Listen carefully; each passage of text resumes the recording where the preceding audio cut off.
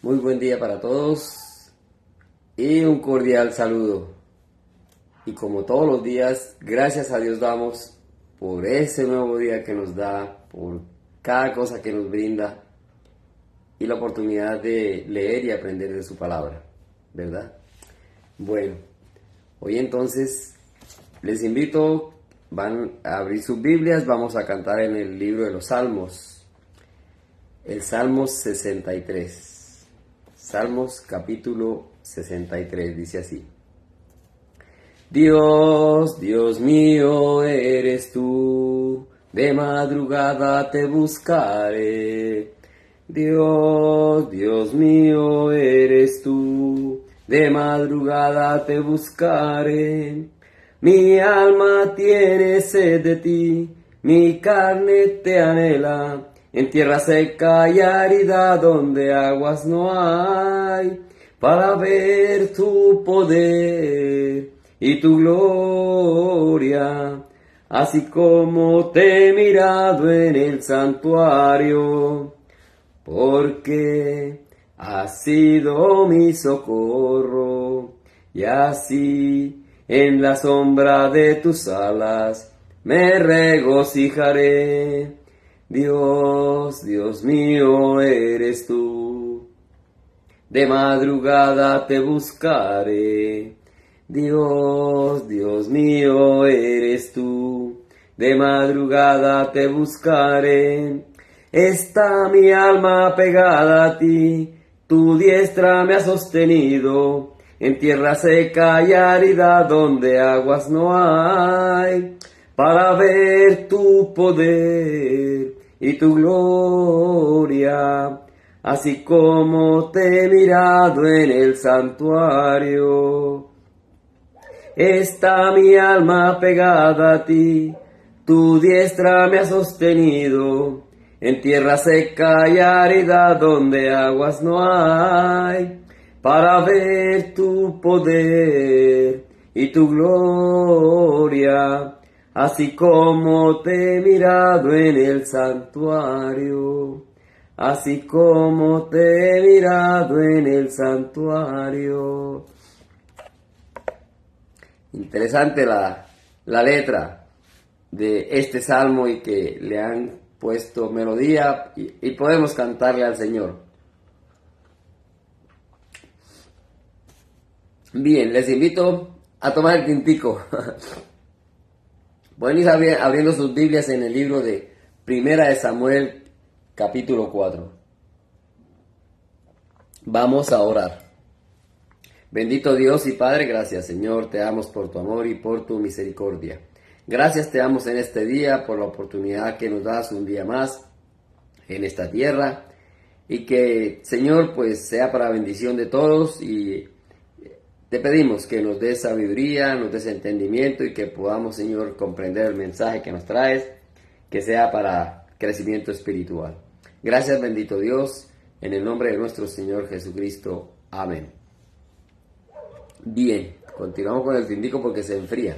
Aquí la temperatura está más bajita. Bien, como dije, libro de Primera de Samuel, capítulo 4. Quizá como siempre, hay lecturas que no, ya eso lo habíamos leído, y de pronto nuevamente nos encontramos con cosas nuevas.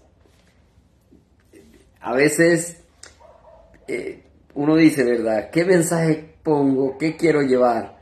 Y de pronto el Señor nos da una idea, nos ilumina y nos impulsa a llevar mensajes. No importa que ya se haya hablado del tema, no importa que alguien lo haya dicho, porque quizás sobre este tema hay millones de lecturas, de grabadas, de mensajes, y cada uno lo mira porque el Señor nos da, ¿verdad?, interpretación.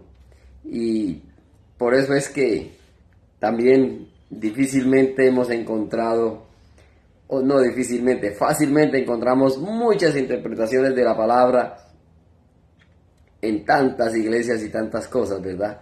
Pero buscamos siempre apegarnos a lo que dice la palabra, a ser más realistas, que la historia que se escribió quedó allí para nuestra información, pero que hoy en día me está hablando a mí para mi aplicación.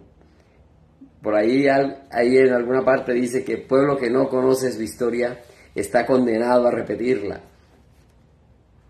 Entonces el Señor nos dejó todo esto para que cada día haya crecimiento espiritual, ¿verdad? A título personal. Esto no lo hago yo para usted que me está viendo, sino para mí que lo estoy diciendo. Entonces, al llevar este mensaje, va a haber algo que va a quedar en los demás, como cuando el Señor dijo la parábola de la semilla. Va a tirar semillas en todo el camino, unas van a caer en buena tierra, hay otra que va a caer en piedra, otra que va a caer entre la zarza. Es así la situación, ¿verdad? No es como tan fácil o como que verdaderamente todo el mundo recibe. Pero en su momento a todos les llegará.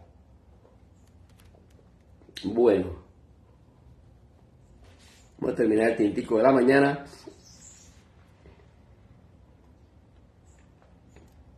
En el capítulo, primera de Samuel, capítulo 4:1, tengo un título acá que dice: los filisteos capturan el arca. La palabra capturar en nuestro vocabulario hoy no es tan desconocida, ¿verdad? Capturas y capturas, narcotraficantes, sicarios, maleantes, de todo. Pero aquí esa captura es diferente. El arca. Dice, versículo 1. Y Samuel habló a todo Israel, porque por aquel tiempo salió Israel a encontrar en batalla a los filisteos.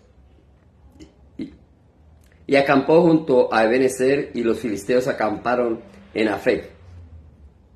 Y los filisteos presentaron la batalla a Israel, y trabándose el combate, Israel fue vencido delante de los filisteos, los cuales hirieron en la batalla en el campo como a 4,000 hombres. Cuando volvió el pueblo al campamento, los ancianos de Israel dijeron: ¿por qué nos ha herido hoy Jehová delante de los filisteos? Traigamos a nosotros de Silo el arca del pacto de Jehová, para que viniendo entre nosotros nos salve de la mano de nuestros enemigos. Y envió el pueblo a Silo, y trajeron de allá el arca del pacto de Jehová de los ejércitos, que moraba entre los querubines. Y los dos hijos de Elí, Ofni y Fines, estaban allí en el arca del pacto de Dios, con el arca del pacto de Dios. Aconteció que cuando el arca del pacto de Jehová llegó al campamento, todo Israel gritó con tan gran júbilo que la tierra tembló. Cuando los filisteos oyeron la voz de júbilo, dijeron: ¿qué voz de gran júbilo es esta en el campamento de los hebreos? Y supieron que el arca de Jehová había sido traída al campamento. Y los filisteos tuvieron miedo, porque decían: ha venido Dios al campamento. Y dijeron: ay de nosotros, pues antes de ahora no fue así. Ay de nosotros, ¿quién nos librará de la mano de estos dioses poderosos? Estos son los dioses que hirieron a Egipto con toda plaga en el desierto. Esforzaos, oh filisteos, y sed hombres, para que no sirváis a los hebreos como ellos os han servido a vosotros. Sed hombres y pelead. Pelearon pues los filisteos, e Israel fue vencido, y huyeron cada cual a sus tiendas, y fue hecha muy grande mortandad, pues cayeron de Israel 30,000 hombres de a pie. Y el arca de Dios fue tomada, y muertos los dos hijos de Elí, Ofni y Fines. Dejamos ahí. Señor nos bendiga a través de su palabra. Entonces, aquí está ya la situación del pueblo de Israel, de tantas situaciones que hubo por desobediencia. Y claro, el Señor, cuando fueron a la guerra, no les ayudó, no hizo nada por ayudarles, por protegerlos como era su deseo. Estaban en pecado, estaban en contra del Señor. Pero hoy volvemos al mismo tema de siempre. ¿Por qué a mí? ¿Por qué me pasa esto? Hay que hacer un alto en nuestra vida y mirar en dónde tengo yo a mi Dios, dónde he puesto, qué gran aprecio tengo por esa gran obra del Señor Jesús, por ese sufrimiento que tuvo Él en la cruz, ¿verdad? Bueno, y en la cruz no, antes, desde el momento que lo apresaron, cómo lo amarraron, corona de espinas, látigo, una cruz pesada. ¿Dónde queda todo eso? Pero sí decimos, ay Señor, ¿por qué a mí? ¿Por qué me pasa esto? Y nos quejamos más cuando la situación es económica, ¿verdad? De salud. No nos quejamos por decir, Señor, ¿por qué no puedo leer la palabra? Señor, ¿por qué no puedo escuchar? ¿Por qué me persigue? Desafortunadamente, desde el punto de vista espiritual, no hay queja. ¿Por qué? ¿Por qué no estamos haciendo nada? Pero sí, como el día a día necesitamos el alimento, el dinero, ahí nos quejamos. ¿Y por qué a mí? ¿Por qué a mí? ¿Verdad? Y eso le pasó al pueblo de Israel. Se fueron a la guerra y perdieron. ¿Por qué? Porque ellos tenían al Señor de lado, lo tenían abandonado. Entonces el Señor dijo, pues, en cierta manera como que los desconozco, ¿verdad?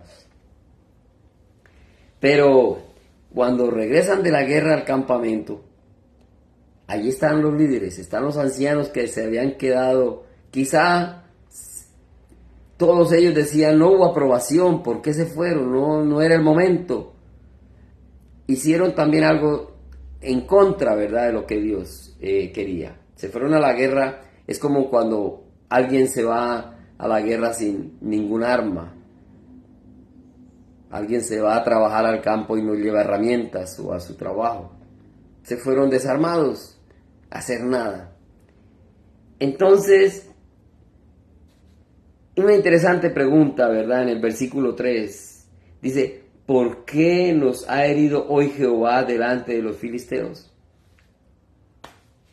Vaya, pregunta. Dios es el culpable, ¿cierto? ¿Por qué? ¿Por qué Dios nos ha herido? Ay, Señor, así somos los humanos. Desafortunadamente nos quejamos. ¿Y quién es el culpable? Dios. Pero no miramos qué estoy haciendo yo, cómo está mi vida, estoy haciendo las cosas bien.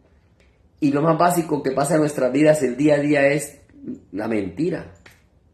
Mentimos por cualquier cosa o cualquier pecado, ¿verdad? Malas palabras o algo. Lo hacemos constante a diario, algo que es pecado en contra de la palabra de Dios o en contra del Señor. Como si nada. Y nos pasan cosas y nos quejamos y cuando yo digo, Dios, ¿por qué a mí? ¿Por qué me pasa esto? Estoy culpando a Dios porque me estoy culpándolo a Él de lo que me pasa a mí sin darme cuenta que realmente yo soy el responsable de mi vida, de mis actos, de lo que me está pasando a mí. Y qué pregunta, ¿verdad? ¿Por qué nos ha herido hoy Jehová? Interesante esa pregunta. Entonces, pero esa pregunta es para mí hoy ya. Dios, ¿por qué me pasa esto? No puedo repetir la pregunta así porque estoy culpando a Dios como lo están haciendo aquí. La pregunta sería, Dios, ¿por qué estoy haciendo esto? ¿Por qué no estoy haciendo las cosas bien? O sea, cualquier cosa que tenga que ver con mi vida de dentro hacia afuera. Pero bueno, encontraron una solución. Ellos se reunieron, yo me imagino que eso pasa mucho tiempo, hacen cosas, ¿verdad? Y dice, traigamos a nosotros de Silo el arca del pacto de Jehová para que, viniendo entre nosotros, nos salve de la mano de nuestros enemigos. Como dijéramos hoy en día también, craso error, ¿verdad? Porque ellos eran conscientes de que su pecado estaba allí, no culpar a Jehová. Pero ¿realmente estaba la presencia de Dios en ese arca? Estaban utilizando una figura allí que se llamaría, podríamos llamar el paganismo o la superstición. ¿Por qué? Por su condición espiritual. Estaban tan terribles en su condición espiritual que buscan echar mano de algo. Entonces es lo que también llamamos idolatría. ¿Y qué dijeron? Traigamos el arca, el amuleto. Pero realmente es que su corazón estaba lejos de Dios. Principalmente sus vidas estaban así. ¿Cómo está mi vida, verdad? ¿Cómo está mi vida con el Señor? y no tenga yo que echar mano de cosas que me rodean, como dije acá, de la idolatría. Hoy en día que hay un santoral tremendo, ¿verdad? Bueno, santoral hablando de aquellos que son estatuas de madera y de yeso, porque en la palabra dice que los santos somos nosotros los que hemos hecho decisión de fe y debemos comportarnos como tal, como santos, porque existe la creencia de que esas estatuas son las que ayudan y salvan y hacen cosas. Esa es la idolatría. Y eso hicieron este pueblo. Traigamos el arca, traigamos el amuleto, que ese es el que nos va a sacar de la mala, ¿verdad? Qué triste. Quizás se acordaron. Miremos en el libro de Josué. O tuvieron en cuenta todas estas cosas, porque cuando a uno le pasa algo, uno recuerda las cosas anteriores. Josué 3:11. Dice la palabra del Señor: He aquí, el arca del pacto del Señor de toda la tierra pasará delante de vosotros en medio del Jordán. Tomad pues ahora 12 hombres de las tribus de Israel, uno de cada tribu. Y ahí sigue la historia. Entonces, ¿qué dijo aquí? El arca del pacto del Señor de toda la tierra pasará delante de vosotros. Aquí es una información que les da un aliciente. Adelante va algo.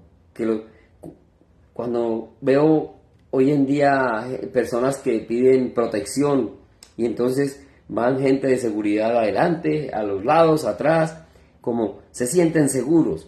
En ese momento, esa era la orden del Señor. Y sí, llevaban el arca, el símbolo de seguridad que le daba el Señor a través del arca en ese momento.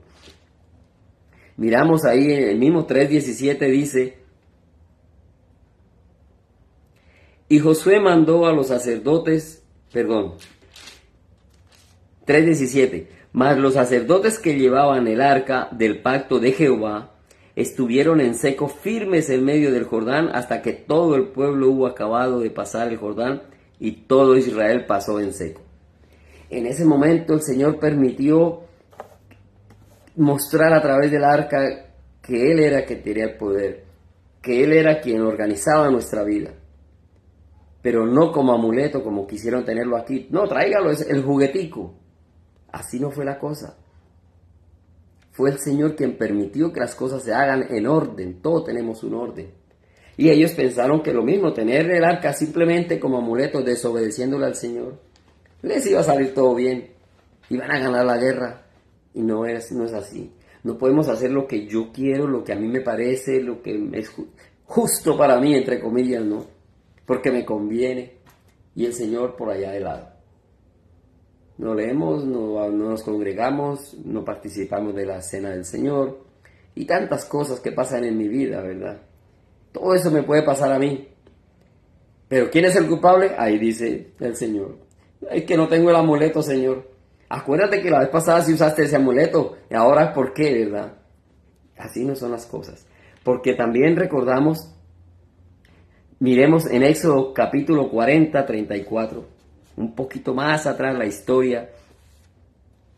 40:34 dice: Entonces una nube cubrió el tabernáculo de reunión y la gloria de Jehová llenó el tabernáculo. Y no podía Moisés entrar en el tabernáculo de reunión porque la nube estaba sobre él y la gloria de Jehová lo llenaba. Y cuando la nube se alzaba del tabernáculo, los hijos de Israel se movían en todas sus jornadas, pero si la nube no se alzaba, no se movían hasta el día en que ella se alzaba. Porque la nube de Jehová estaba de día sobre el tabernáculo, y el fuego estaba de noche sobre él, a vista de toda la casa de Israel en todas sus jornadas. Entonces el tabernáculo es el sitio que el Señor dijo, es donde va a estar mi gloria cuando yo esté conviviendo con ustedes en la tierra. Es una forma del Señor bajar a estar con su pueblo. Tabernáculo es convivir con ellos, ¿verdad? Algo especial. Algo que Él hizo para estar cerca de su pueblo, pero no para que lo tuvieran como amuleto. Yo estuve, un símil que de pronto miré por ahí, o caí en cuenta, es como el que tiene una caja fuerte. Yo compro una caja fuerte y la tengo en mi casa, ¿verdad? Pesa, tiene clave, es hermosa, me costó un dinero, ahí.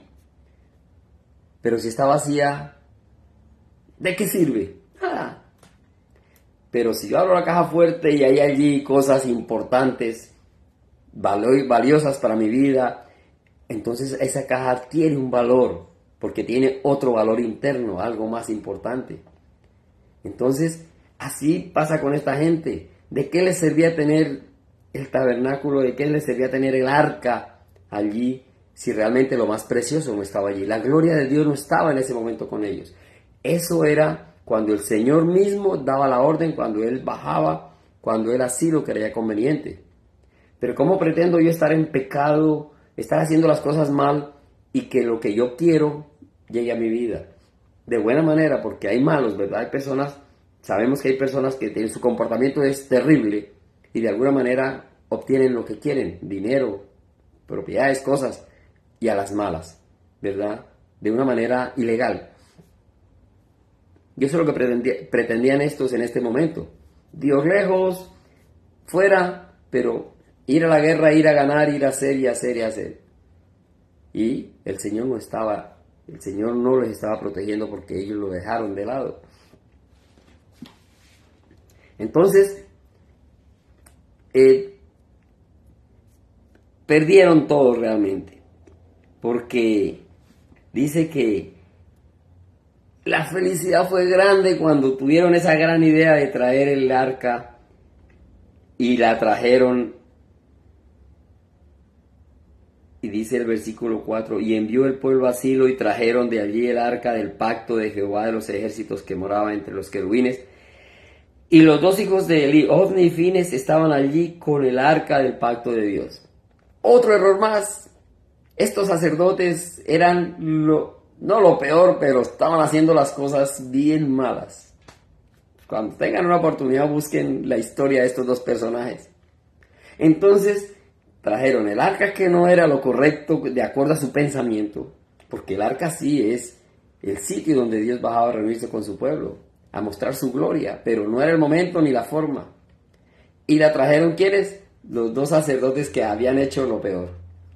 Era un desastre en ese sitio donde se reunían, donde ellos estaban ejerciendo su sacerdocio. Entonces, un mal tras otro mal. Pero se alegraron. Dice, aconteció que cuando el arca del pacto de Jehová llegó al campamento de todo Israel, gritó con tan gran júbilo que la tierra tembló. ¡Qué emoción! Tenemos la batalla, tenemos todo ganado. Y eso nos pasa a veces. Ilusiones humanas, atrás de nada. Porque estamos pensando en nosotros. Y aquí eso les pasó a ellos. Ahora sí, tenemos el amuleto, ¿verdad? Y muchos idólatras están dentro de ese mismo grupo, desafortunadamente. Porque el arca como tal, construida en madera, ¿verdad? No tiene ningún valor exactamente de por sí. Tenía valor porque el Señor fue quien la mandó construir para estar Él allí cuando así Él lo deseaba. Éxodo 25:10. Éxodo 25:10 dice, harán también un arca de madera de acacia, cuya longitud será de 2,5 codos de su anchura, de 1,5 codos y su altura de 1,5 codos. Aquí es cuando el Señor da la orden de cómo se debe hacer el arca. Es de madera, da las medidas, da ciertos detalles, ¿verdad? Y en el Éxodo 25:22 ahí mismo dice, y de allí me declararé a ti y hablaré contigo de sobre el propiciatorio, de entre los dos querubines que están sobre el arca del testimonio, todo lo que yo te mandare para los hijos de Israel. Y el Señor dijo, ¿cuál era la finalidad de esa arca? Les explicó, no solo por tenerla, no, era su habitación, ¿verdad? Su sitio donde Él iba a estar, y dice, de allí me declararé a ti y hablaré contigo sobre la propiciación. El Señor es muy claro en todo lo que nos dice y las razones por las cuales hace las cosas y por las cuales nos dice cómo debemos comportarnos. Entonces, volvemos a lo mismo. la idolatría, su paganismo, y perdieron la guerra, y se alegraron porque llegó el arca, y dijeron, tenemos, tenemos, no tenían nada, estaban totalmente alejados de Dios. Sin embargo, a veces influimos en otros de una manera negativa, y ocurrió que...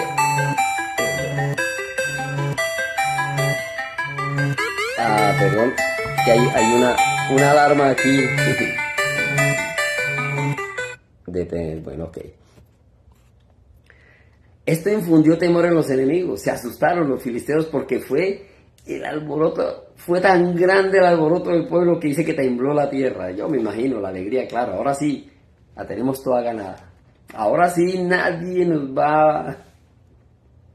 Desafortunadamente, aún tenemos esos prejuicios en esta tierra. La humanidad sigue detrás de supersticiones, sigue el paganismo, sigue la idolatría. Y obligando a Dios que haga lo que yo quiero, porque yo quiero y porque a mí me conviene.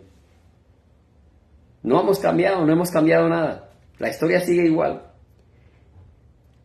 Y a veces impactamos sobre otros que de alguna manera otros, como acá en el caso de los filisteos, tuvieron miedo. Pero los filisteos tenían el conocimiento también. ¿Qué dijeron? Ha venido Dios al campamento y ay de nosotros, ¿quién nos librará? Yo no entiendo, mucha gente en eso hoy en día hace lo mismo. Creen en Dios, pero no creen. Sí, pero no. Ellos creían en Dios y entonces, si saben del Dios verdadero, ¿por qué no estaban del lado de Dios verdadero? Sin embargo, al ver eso, se quejaban y decían, ¿Quién nos librará? Oye, si no hay otro, es el único bueno, entonces vamos con él porque es el poderoso. Pero se quejaban, tuvieron miedo. Sin embargo, eso les dio fortaleza como a nivel humano, como hombres, para ir a la guerra, pelear, así como dice uno, gato patas arriba.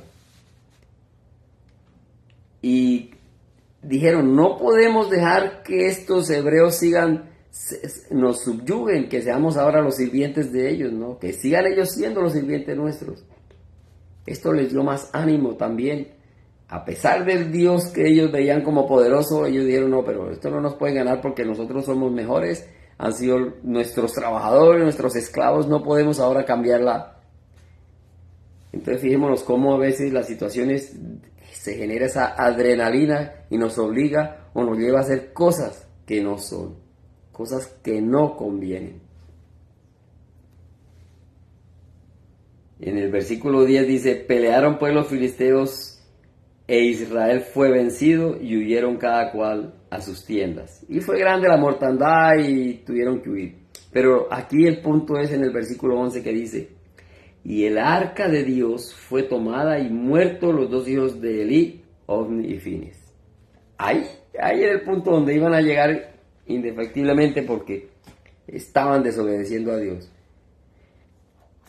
Y los filisteos dijeron, tenemos el arca, tenemos el amuleto, esto es lo que nos va a hacer los más poderosos todavía.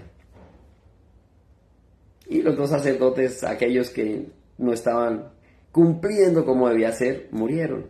Nada tenían que hacer en esta tierra más, porque por el contrario, su testimonio era peor que quizá toda la gente.